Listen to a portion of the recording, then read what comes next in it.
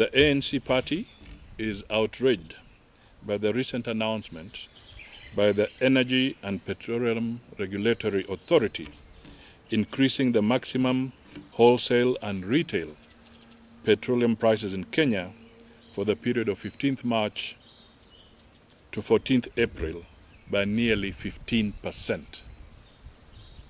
The increases in the fuel pump prices will ultimately lead to an increase in the cost of production and transportation for ordinary Kenyans and businesses. Kenyans in our villages and towns are in great distress. Many families do not know where the next meal will come from, and even when they get a meal, it is not enough to satisfy the household needs. Clearly, with increased prices of paraffin and other fuel, the situation is likely to get worse as prices of food soar. What the Ministry of Energy has always done is to pass the increased costs to the mwananchi and business community to their detriment, while guaranteeing higher profit margins for oil marketers. Changes in the computation of the applicable taxation regime have resulted in higher pump prices. In fact, taxes now comprise roughly 60% of the pump price for petrol, diesel, and kerosene.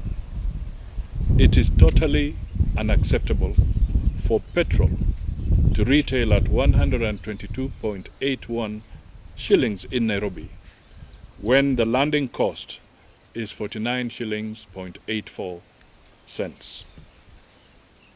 Our proposal: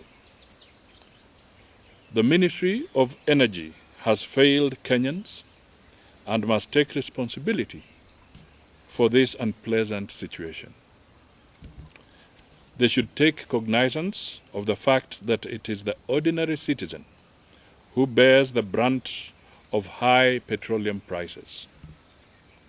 It is painful to imagine the plight of the widowed mother in Kibera, Kamkunji, or Mathare, who currently earns less than Kenya shillings 200 for washing clothes, yet is expected to fork out 92 shillings on a litre of kerosene daily. Or the small businessman in Changamwe, Nyeri, or Kisumu, whose soap-making business is being strangled because of the high electricity costs. The ministry, as a matter of urgency, must do the following. 1.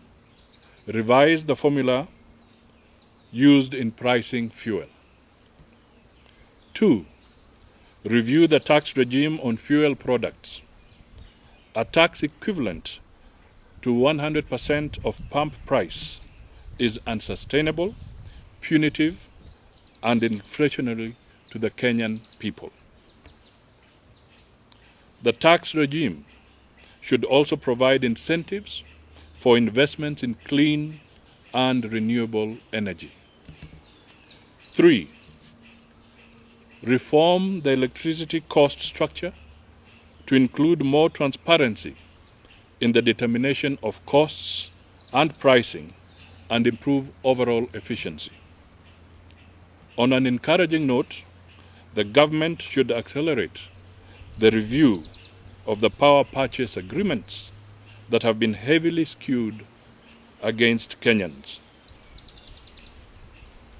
4.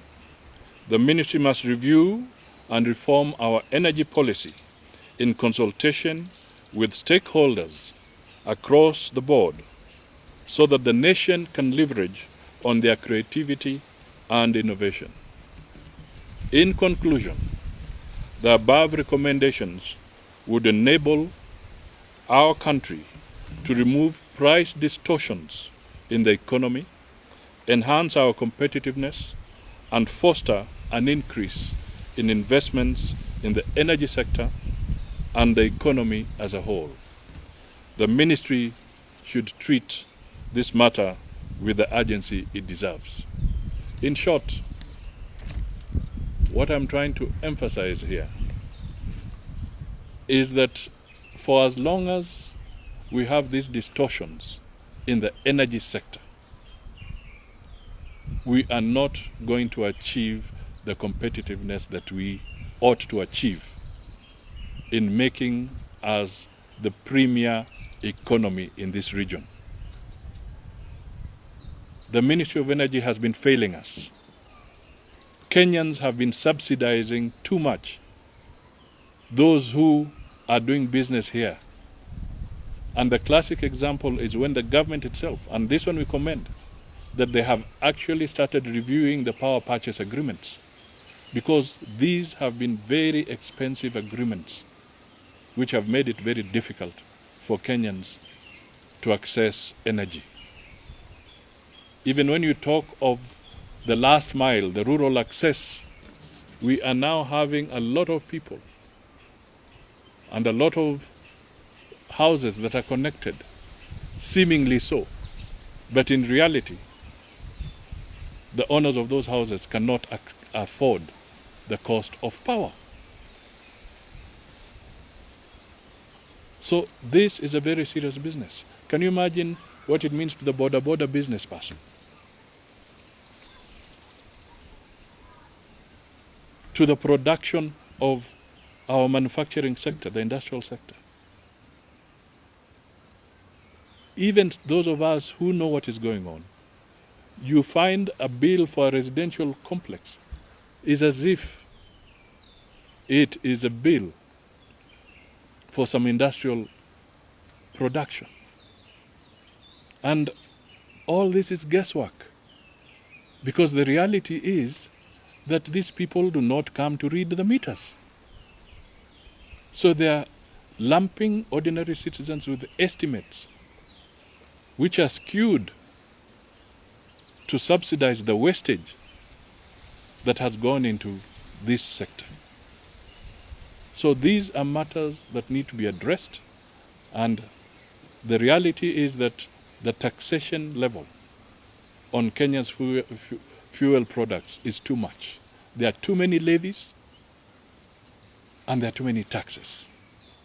As much as the country needs revenue, as much as the government needs revenue, do not kill the goose that lays the golden egg.